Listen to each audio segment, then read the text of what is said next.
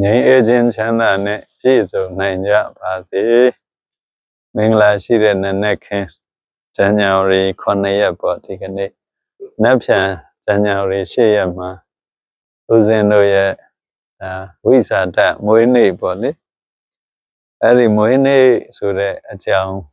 ဒီလိုသိထားမွေးနေ့တရားပေါ့မွေးနေ့နဲ့ပတ်သက်ပြီးတော့အမျိုးမျိုးပြောကြဟောကြတာလေးရှိတာပေါ့မွေးနေ့ဆိုတာကတို့ဘယ်ကနေမွေးသလဲအမေရဲ့ ovum နဲ့အဖရဲ့ sperm တို့ပေါင်းစပ်ပြီးတော့တို့ဖြစ်လာတယ်လို့တို့ဓမ္မတာမျက်လုံးနဲ့တော့မြင်ရတာပေါ့နော်ပညာမျက်လုံးနဲ့ရှုလိုက်တဲ့အခါကျတော့ဘယ်ကနေမွေးလာသလဲဆိုတော့ကုသိုလ်တရားတွေကနေကုသိုလ်ဆွမ်းအားတွေကနေမွေးတာအဲ့ဒါကိုအမျိုးမျိုးတချို့ကတော့မြမကြီးကကတွင်းကနေမွေးတယ်မြမကြီးရဲ့လက်ယုံကနေမွေးတယ်မြမကြီးကနေဘိုက်ကနေမွေးတယ်မြမကြီးရဲ့ခြေသလုံးမြင်းကောင်းကနေမွေးတယ်တချို့ကမြမကြီးရဲ့ခြေဖွားကတော့မွေးတယ်လို့ဒီဖိနှိပ်ပြီးတော့ပြောကြတာလေးရှိတယ်တချို့ကတကုရှင်ကနေမွေးတယ်တချို့ကတော့ဖန်ဆင်းရှင်ကနေမွေးတယ်တချို့ကတော့တိုက်ကနေမွေးတယ်အမျိုးမျိုးပေါ့နော်ဒါကသူတို့ရဲ့ရိုးရာမျက်လုံးနဲ့အစင်လာမျက်လုံးနဲ့ဓမ္မတာမျက်လုံးနဲ့ရှုနေတဲ့အတွက်ကြောင့်တကယ်ဘယ်ကနေမွေးမှန်းကိုမသိတို့ဓမ္မတာမျက်လုံးနဲ့ကြည့်ရင်တော့အမှန်တိုင်းပြောရရင်အမေဘိုက်ထဲကမွေးလာတာပဲ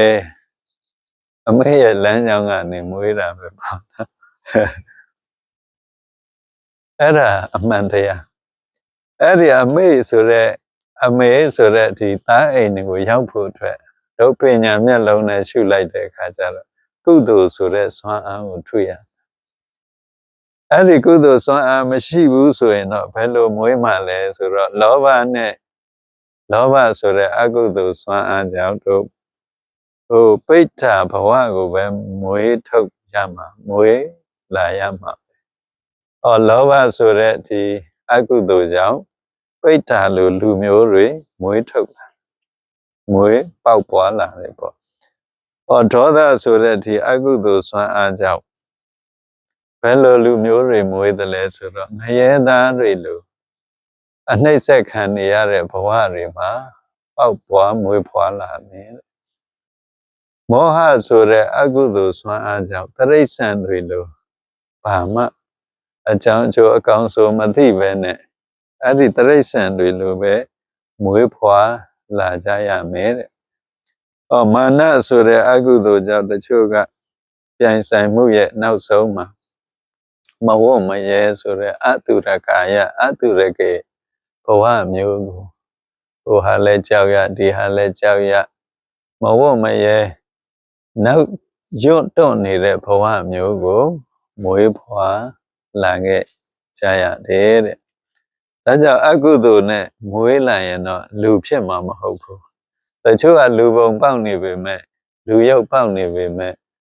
လူစင်စစ်တော့မဖြစ်ကြဘူးလောဘနဲ့မွေးရင်တော့ပိဋ္ဌာလို့ထွက်လာမှာပဲပိဋ္ဌာရုပ်ထွက်မှာပေါ့နော်ဒေါသစိတ်နဲ့မွေးရင်တော့ငရဲရုပ်ပေါက်လာမှာပဲမောဟစိတ်နဲ့မွေးရင်တော့တိရစ္ဆာန်ရုပ်ပေါက်လာမှာပဲမာနနဲ့မွေးရင်တော့အတုရကေမျိုးစားတွေထွက်လာမှာဒါကြောင့်တို့လူဖြစ်ချင်တယ်လူတကယ်စစ်ချင်တယ်ဆိုရင်တော့ကုသိုလ်နဲ့မွေးဖို့တော့လိုမယ်ကုသိုလ်စိတ်တွေတို့မွေးမယ်လောဘရဲ့ဒေါသရဲ့မောဟရဲ့အဲ့ဒီကုသိုလ်စွမ်းအားတွေကိုပေါင်းပြီးတော့ဒေါသမောဟကဒုက္ခဆင်းရဲတွေကိုယ်တိုင်သိလာလောဘကအဲ့ဒီဒုက္ခကိုလွတ်မြောက်အောင်ဒုက္ခကနေလွတ်မြောက်စေမယ်ဒေါသကတတ္တဝါတွေချမ်းသာစေဖို့မေတ္တာကလေးနဲ့တို့နေလိုက်မယ်ဆိုရင်တော့တတ္တဝါတွေချမ်းသာပါစေဆိုတာကဒေါသဒုက္ခဆင်းရဲကိုယ်ဆင်းရဲဘဝဆင်းရဲတန်ត្រာဆင်းရဲကိုသိတာကမောဟပြီးတော့အဲ့ဒီဒုက္ခကနေလွတ်မြောက်ချင်တာကလောဘပေါ့ဒါဆိုရင်တတ္တဝါတွေချမ်းသာပါစေ ကိုယ်စင်ရဲ့လွတ်မြောက်ပါစေလို့ထုတ်ပွားလိုက်တဲ့အခါဒီကုသိုလ်ဆွမ်းအားကြောင့်လူဆိုတာမွေးထွက်လာတယ်မွေးဖွားပေါက်ပွားလာတယ်အဲ့ဒီလူဟာဘယ်လိုလူမျိုးလဲဆိုတော့အလောဘရဲ့စွမ်းအင်ကြောင့်ငွေကြေးဥစ္စာတွေပေါ်များတဲ့ဘဝမွေးဖွားလာမယ်ဒေါသဆိုတဲ့စွမ်းအားကြောင့်ရုပ်အစင်းအင်္ဂါကြည်လင်တတ်ရှင်ပြည့်စုံတဲ့ဘဝမျိုးအဆင့်တန်းမြင့်တဲ့ရုပ်ရည်မျိုးပေါ့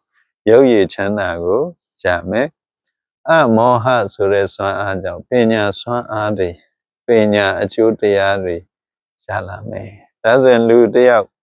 ဖြစ်ဖို့အတွက်ဥစ္စာနဲ့လည်းချမ်းသာရမယ်ယူပကနဲ့လည်းချမ်းသာရမယ်ပြီးတော့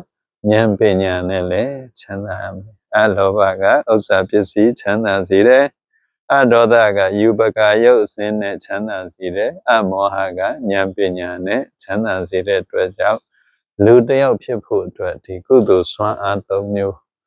အဲ့ဒီကုသိုလ်စွမ်းအား၃မျိုးဖြစ်အောင်တတ္တဝါတွေချမ်းသာပါစေကိုယ်စင်ရင်လွတ်မြောက်ပါစေလို့တို့ပွားလိုက်တဲ့အခါလူဆိုတဲ့ဘဝမျိုးကိုတို့မွေးဖွားလာနိုင်မယ်အဲ့ဒါကြောင့်လူဖြစ်အောင်ဘဝဆက်တိုင်းဒီကုသိုလ်စွမ်းအားနဲ့လူဖြစ်အောင်ကြိုးစားနိုင်ကြပါစေ